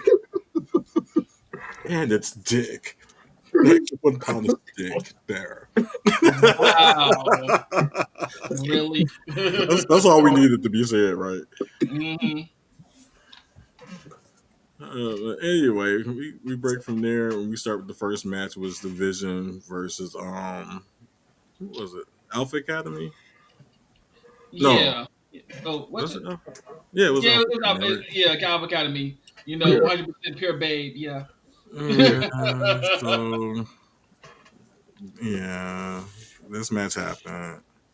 Mm, Of course, we got the spot where Otis is about to do some more damage, and of course, mhm. Maxine interferes and you know gets them all smitten all over again, only for them to get attacked, of course, Yeah.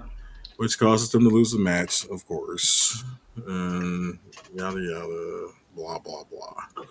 Mhm. From there, it's Devon versus Rusev. Um, and I don't know. This is pretty much the standard match that you'd expect from those two. To be honest, I can't really recall anything spectacular that happened. Um, Javon takes the win. Um, well, I was surprised that Ethan Page didn't come off of that match, but it was what it was. Yeah. From there, we got Ethan Page versus Mysterio. That's why he didn't come out because he was wrestling. Never saw him Mm. before. Uh,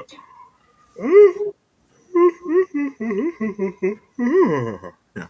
Um. All right. So who won this match? Uh, Which match? Ivan and Russo, but I think Javon. Javon Javon won. won the match Yeah. with a roll up. So Ethan, it was on Ethan the Mysterio. Um, Real quick, Javon need a finisher.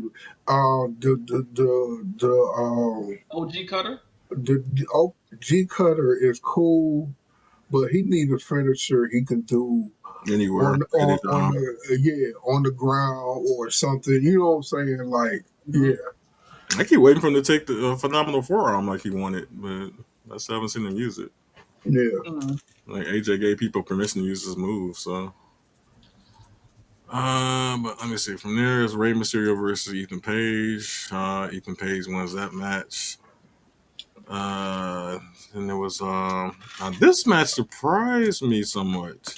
Mm. So we had the women's Intercontinental Championship title match Oh between yeah, yeah, Raquel yeah. Rodriguez and Sol Ruka. Yeah, WWE kind of No, irritated me with this. really, that match surprised you. Uh, Uh, I'm surprised they uh, gave it to Raquel. Yeah. no. Yeah. So wait, I knew they was gonna give it to Raquel because she had the same match last week. Hmm. And so I said, why they giving it to her again? Oh, she about to win. And Mhm. sure enough, she did. Yeah. Well, all the shenanigans, of course, but still, what counts Yeah, as if you got that count. So right. And then what was it? Roxy and Liv got involved. right. Like EO tried to help out and everything, but Yeah. yeah, it wasn't quite enough. So we have Roxanne as Intercontinental Champion. Yeah, I was a little irritated because I'm like, why y'all? I mean, I know she's been out there a singles title for a while, but So Ruka could at least held on to that title at least past SummerSlam, or Um, I actually think they've been disappointed in her showings of late, which is why they that took it from her. that part. But but how long she had it? not Um, even that long, like a couple of a I want month. to say, yeah, at the most. Yeah, a couple of months. It's okay for her first time having it. Okay, get it off of her. Get better, get it again. You know what I'm saying? Yeah, mm, I don't know. I wonder what's been the issue. Like, has it been the case of the ring just not being compatible enough to do the moves that she does, or No, I think she just scared. Not scared. I think that is a big I don't buy that because this is not like it's her first time being there. Like she's been in a number of matches at the main roster. Hmm. Okay, so why is she having problems? Like I Yeah. remember, I can't remember who it was, but famously somebody said that those stickers are like slippery that they got in the ring now, and they've been slipping on those things left and right. So I'm wondering if that could be the case, part of it. But there's also the issue that she's been catching some heat online of late too. So I'm wondering if they just decide to just take the belt off her and just let her fall by the wayside for a little bit, and while people forget that they have some kind of issue with her. Hmm. Mm. Mm, mm. Anyway, we go from there to Roman Reigns and Seth Rollins once again. To air some Mm. grievances before the main events that they're going to be in. Um, it's- I don't know. I can't even remember what anything that was special that was said, but of course, it pretty much wound up getting to a back and forth, and to which Roman finally gets pissed off and then attacks Seth, um, who has the upper hand for a good while. Roman, of course, goes outside to get him a chair because the chair is just an iconic statement for the issues between the two of them. Yeah. So, as when he goes to get the chair and come back in with it, Seth sneaks him and gives him a curb stomp, knocks Roman out, and he goes off laughing into the sunset, signifying their up and coming match at SummerSlam. So, yada yada. So we're not really gonna do NXT. We're gonna skip from there. Go straight to SmackDown. Oh, anyway, what was your overall impression of Raw before I go to SmackDown? Eh, It was ass. Okay, so yeah, fragrance. well, that sums it up. It was ass.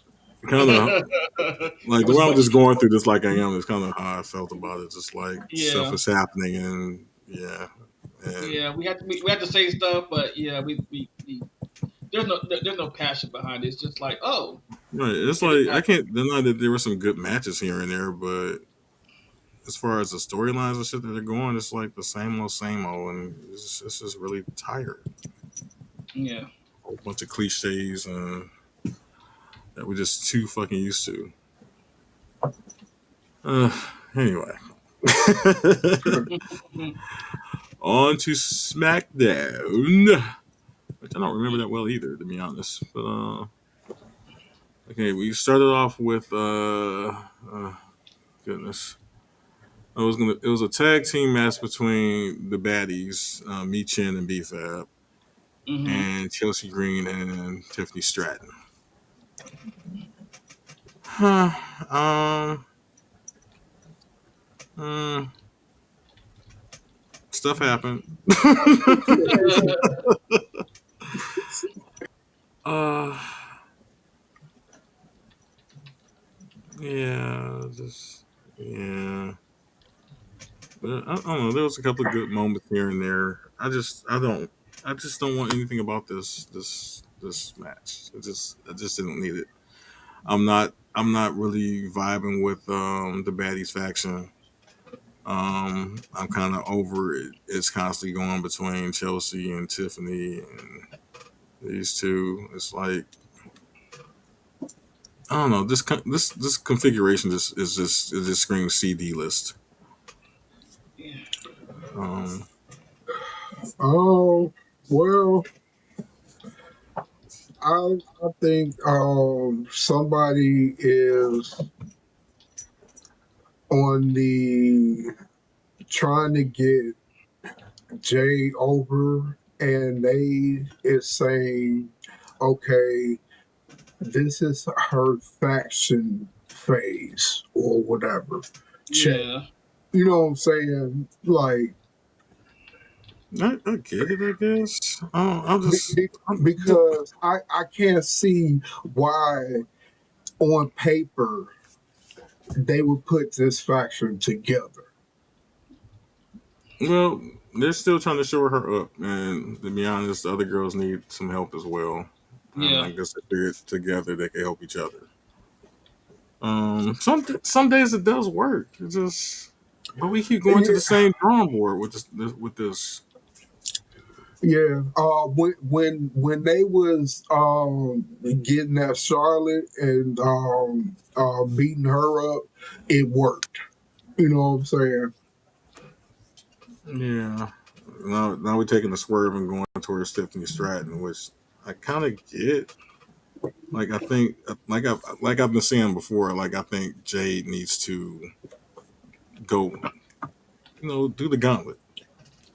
Like start low and then try to get up there and raise her stakes. But I don't know. This just ain't really working. They gotta figure out something else. Yeah. Even with Chelsea Green, who I adore, but it's not working for Tiffany. The baddies ain't working for Jade. Um,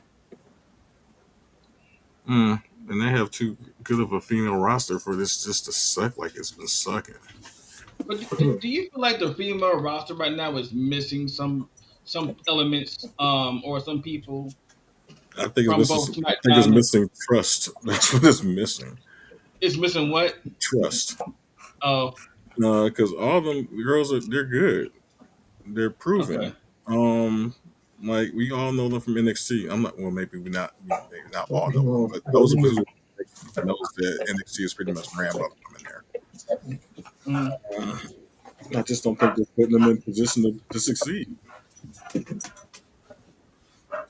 Even with JC Jane and Fatal Influence, like they were doing gangbusters, and you think they come here and have a push, but they're just being neglected as well. Like it seems like they're trying to rectify that issue, but it's not coming fast enough or in the right way. All right, but from there we go to a winner take all match between Damian Priest and R-Truth versus the War Raiders. Uh, again, this is a three way. no. No, it wasn't. But they They, wanted to do a disqualified, right? so that was a title against title match, Right. and So yeah, but they end up getting disqualified. okay, well, all right. So the match goes on. It is what it is. It's a decent match because they always put on good matches, to be honest. Oh yeah, But this was the shocker that we saw the return of Haku. Like Oh. I'm not sure if anybody else remembers the Islanders and everything, but Haku yeah. was the father of Talatonga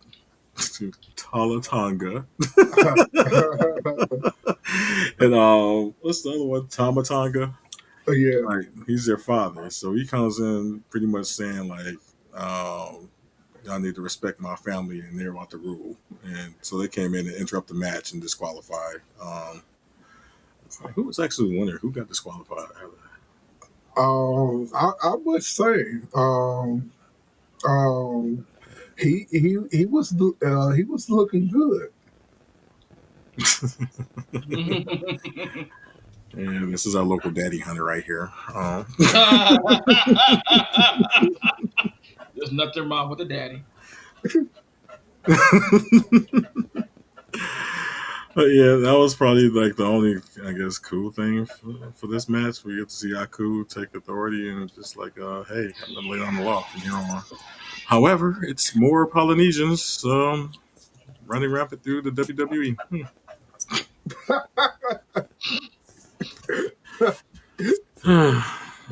Haven't seen enough of that yet. From there, we go to the interim qualifier match with Julia and Lash Legend. No, Why? um, that match ain't last 2 minutes. Yeah, I think it was. I think it may have lasted only 2 minutes, something like that. Wow. And Julia's a nationally accredited superstar. So But I knew that once I saw who she was wrestling or whatever, I was like, oh, I didn't know she was gonna get squashed like that. Right. But You know what I'm saying? I was like, oh, it's the last gonna win. Yeah, I don't know even what to think about this. Like, I haven't liked what they've done with Julia since she's gotten there. To be honest, and Oh, I thought they oh, were getting ready to course correct. But I have way too much optimism for this damn company. Mm. That was horrendous. uh, That was so disrespectful. I love so Flash, but did we have to do Julia like that? Really? Mm. Somebody online was like justice for Julia. I was like, oh, Mm. what they done did now, and then I went and I was like, oh, I see what happened. Yeah. so real quick. So I got the lights out in my room or whatever. Mm. So I grabbed I grabbed the punch. Wait, what? Oh no. What? I grabbed the punch, and I looked down, and Zorro was there, licking her paw, licking his paw or whatever, but he was in the dark or whatever, so I didn't see him at first. So he scared the shit out of me. But Oh. but I was like, oh, I can't say nothing. So like it was real quick, like, oh shit. So everybody trying to figure out who these random names are. So Storm is our dog, and Zoro is my cat. So, yeah, he famously tries to be a part of every podcast because you Mm-hmm. must pay attention to me. I rule. Mm-hmm. Um, but yeah, ladder match. But anyway, last legend wins. So we go from there to once again Cody Rhodes and CM Punk wanting to have a talk and mic off in the ring. Hey, what do you want to talk about? Right. Yeah, so famously they're having the conversation. Clearly the crowd is more on CM Punk's side. Cody's trying to get some attention and everything, and they're pretty much paying them dust. And they pretty much basically just ends up fighting. Going from pillar to post trying to beat each other up from there. So yeah, this is our precursor to SummerSlam. Once again, yada yada. Cody running for the championship again, yada yada. Yeah, Um, yeah. I guess they're trying to take to some note of what he was wearing. Like he doesn't typically wear all black, so they're trying to say this might be signaling Cody's No, return. yeah, but they said that the last time he wore black, Right. right? But I think it's going to happen it's going to happen this time. What, Cody gonna turn heel? Yeah, because I think he needs that in WWE. Mm-hmm. Mm. I think he needs that heel run. You know what I'm saying? Mm-hmm. So, other than that, I guess we got some little bit of rumor news. So it's speculated that maybe we might be seeing a return of maybe one or two wrestlers at SummerSlam, and Mm. one is like one of my faves. We might see the return of KO. You know. Kevin Owens. Which Yeah, I'm people were hoping like Kevin. for. There, somebody did some memes earlier of what happens after during the matches or after, and one was KO comes back after I'll take it in a while. what you call it comes back, and then KO comes in and helps Sammy. Well, not Sammy. Who was it? CM Punk. Yeah, and he goes out to Cody for some reason. I'm like, Mm, no, I don't think that will happen, but at this point, I don't put out the past WWE. yeah, and Yeah. also we might actually see Randy Orton as well. So not for certain, Mm. but maybe who knows? But yeah, And I, and, and um I think I think Zilla is coming too. Yeah, we've been hearing that rumor as well that Zilla Fatu might be finally making his appearance. And Yeah, because I think I'm 95% sure that WWE signed him. I thought they already did. yeah, Uh, it's been a uh, rumor, but we haven't seen him. Like he keeps showing up like behind the scenes in places, but we haven't really seen him in anything official. yeah. They just waiting for his debut, Yeah. Uh, and SummerSlam is a perfect time. yeah. I don't know if he is going to appear on the Bloodline match, or if he is going to appear for Roman Reigns. You know what I'm saying? I don't know. Um, so let's see. So there was the other news that we gotten was from the I think the Twitter account from Xavier Woods. Um, which I should have taken note of their new names. It's Cage and something. Fantasy of the New Day. They posted a video, pretty much. It's we've all taken as a goodbye to Hmm. the WWE and WWE fans and the intro to their new personas as Daybreak. Why you ain't uploaded? I did. I was just giving our Oh, synopsis. We already finished. I'm sorry. Yeah. Uh, Continue. Hmm. But I do have the video, which I was just trying to figure out a way to share it with everyone first. And let's see.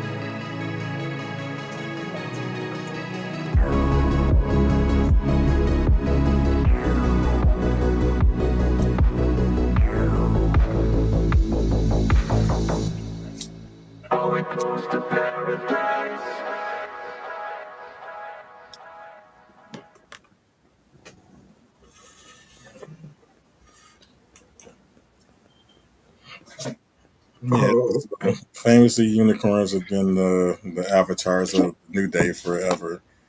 And Hmm. if you take note, there was a third unicorn that had a broken horn. He but also Yeah. could be. uh, did you notice how else it was Biggie? Yeah. Yeah. Yeah. Yeah. No.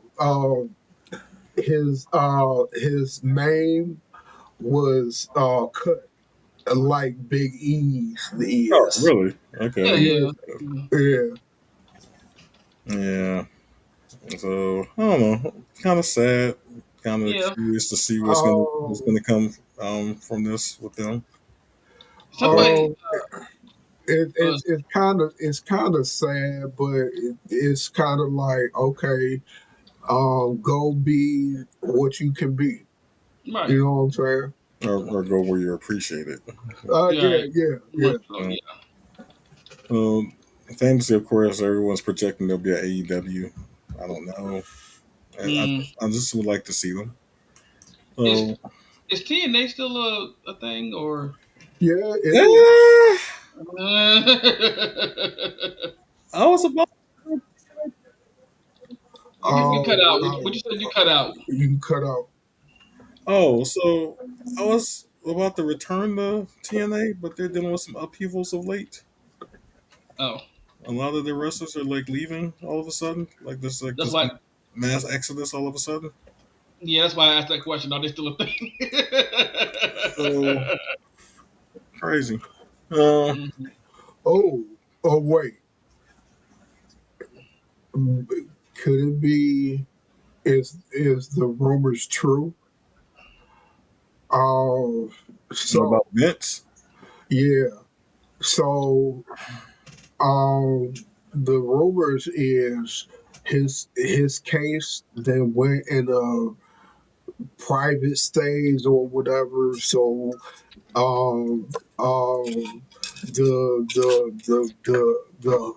the findings of it is going to be private or whatever. So it's it's it's it's it's it's going to be he can buy into wrestling again or whatever. But somebody, I don't know who it was or whatever, it was somebody from TKO or somebody. Um and he said Vince's name is trash when you speak it, as far as what I'm saying, as far as the industry. You know what I'm saying? So I Yeah, don't. I heard that he was going to buy TNA. it was alleged. And yeah. But Yeah. it's also been alleged that he's going to return to TKO and WWE as well at the same time. Mhm. So I just think it's people just throwing shit at the wall, thinking it might hit, but Yeah. I doubt that's going to be the case. Um, Although to give credence to the latter of the rumors, the TNA buyout, I mean, if you had someone on the inside that was convincing people to exit the company at this point in time to make it more affordable, um, I could see that this could be as you would say, an inkling into that realm of possibility, but I still doubt it. We don't need that. We don't need wrestling P Diddy every time. No, we don't. We don't. Uh, uh, okay. Uh, so real quick,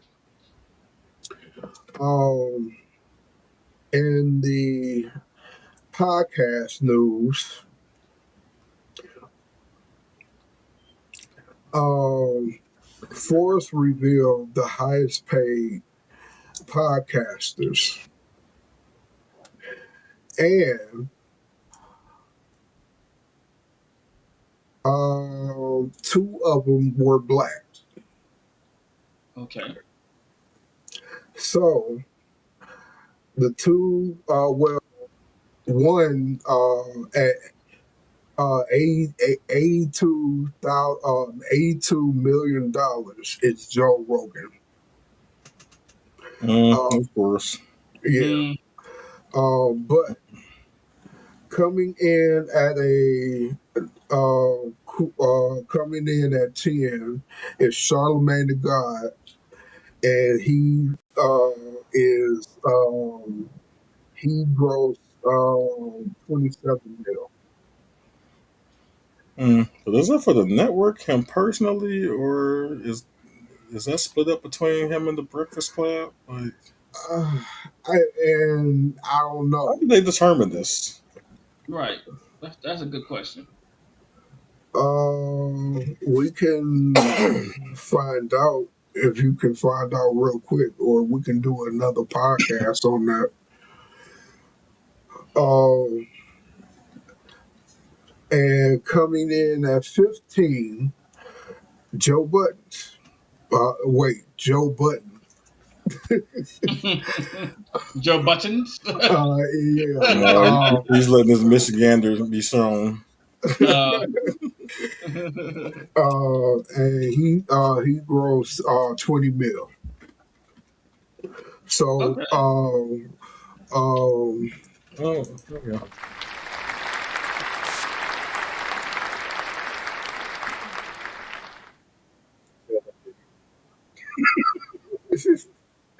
all right, and the last thing is again Joe Button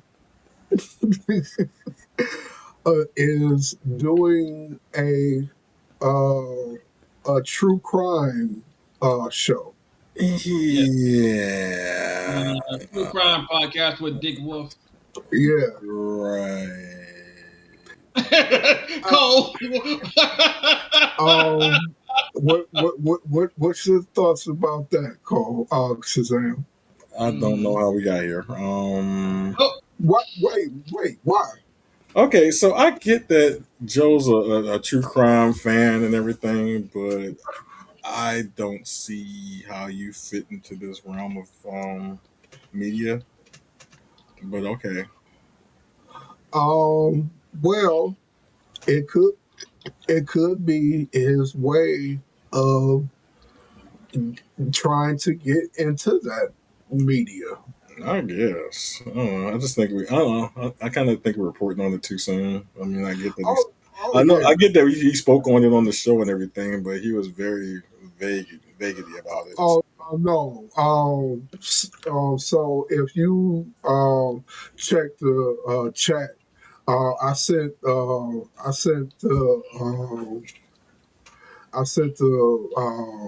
article about it, so it's in the public.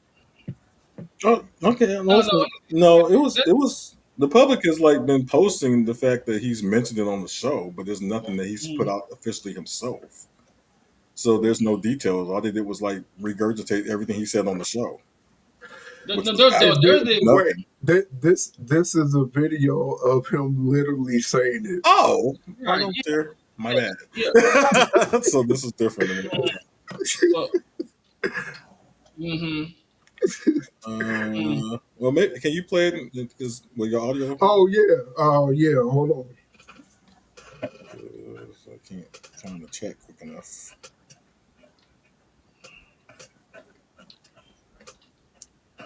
Okay, I'm a big wolf fan headline. Sweet. When is that? When's that coming out? Okay. Very excited. I'm starting my true crime journey. I've got a true crime podcast coming. Okay, I'm a big wolf fan headline.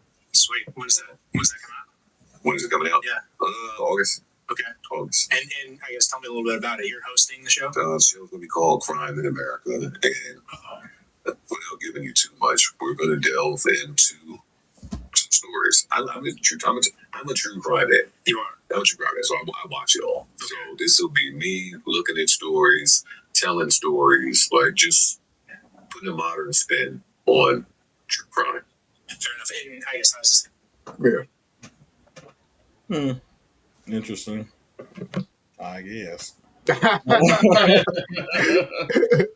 like, we have a whole crime network. I don't understand what Joe's going to bring to this realm of things, but I guess we shall see. Well, I'll say this: he got Dick Wolf on board.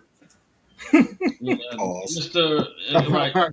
Hi, but yes, Dick Wolf, Mister Law and Order SVU. Yeah, Right. and all the other ones. Yeah, CI and yeah. Mm. Round of applause for that. Cole hit it. Hit it.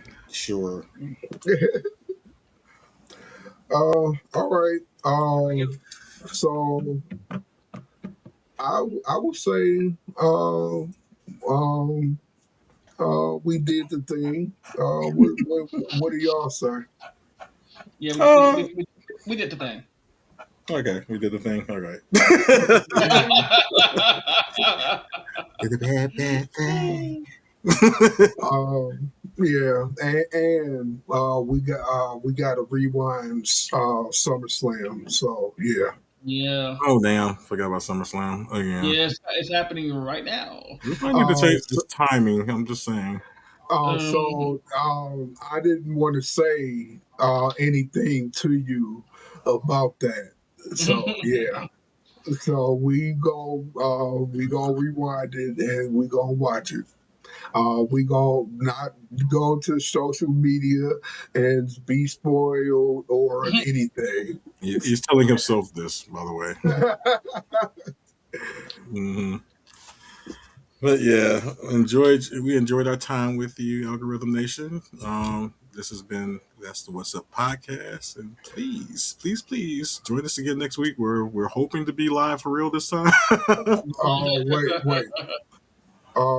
So yes, we will be live next week. Yeah, But I just want to say, um, like, follow, subscribe, and hype. hype us up, hype us up. No. No. Yeah. Although that might have been peanut butter jelly time, I'm not sure. Either way. not really. Peanut Yeah. butter jelly time. We enjoyed having you. Hope you enjoyed being with us for this episode. Again, please join us again next week. And because we didn't put this out live, we will have this ready for you as soon as possible.